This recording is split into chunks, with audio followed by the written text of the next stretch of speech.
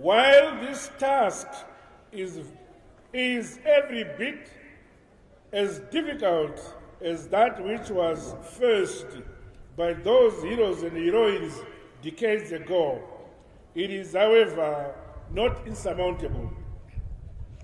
Fellow Zimbabweans, to safeguard the gains of our independence, we have to be united in purpose, always patriotic, and should always call for peace, unity, love, and tranquility.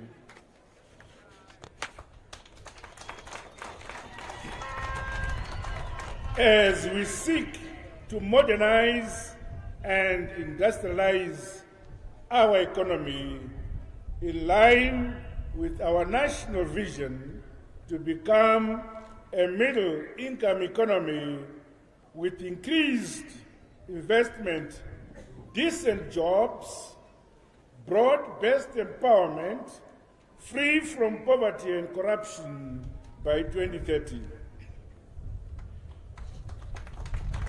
It is our collective responsibility to achieve this vision by growing the economy together, creating employment for the majority of our people, and improving the standard of living of all our people.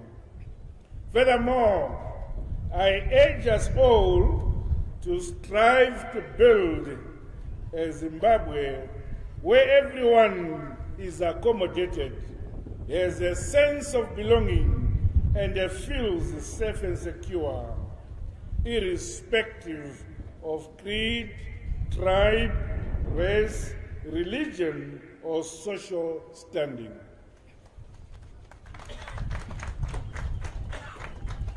We are all Zimbabweans, united by our national flag and our national anthem. Let us all take a leaf and draw inspiration from our departed and living heroes and heroines who were united in purpose as they sought to liberate our nation from political bondage.